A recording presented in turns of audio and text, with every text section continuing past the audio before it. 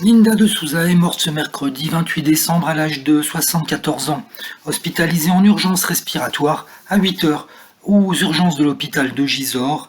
Celle qui était positive à la Covid-19 a finalement succombé. C'est une information révélée par son agent Fabien Lecoeuvre avec son fils. Son fils, Jouan et moi-même avons la douleur de vous apprendre le décès ce matin à 10h10 de Madame Linda de Souza. Si son fils a pu la retrouver au mois d'octobre dernier, ils étaient brouillés depuis de longues dates. Depuis 2014, précisément.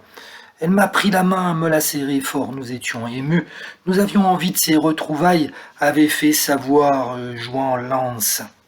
Cette visite qui a été forte en émotions, Jouan a eu un choc lorsqu'il a vu sa mère malade et si affaiblie. Il m'a fallu ne rien montrer et être fort face à elle.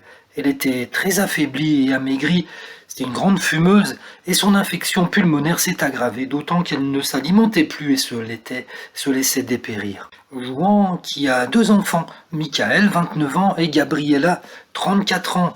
Il vit à Lisbonne. Les raisons de la brouille, eh bien, comme toujours, c'est toujours les mêmes raisons. Elle l'accusait de lui avoir volé de l'argent, et puis elle n'aimait pas du tout sa belle-fille. Jouan dit, elle n'a jamais supporté que je tombe amoureux de la mère de mes enfants. Elle l'a critiqué, l'a insulté. Je suis certain que si je l'avais appelée pour lui dire que je divorçais, elle m'aurait ouvert les bras grands. Heureusement, aujourd'hui, Jouan est quand même heureux d'être venu revoir sa maman avant le décès de celle-ci.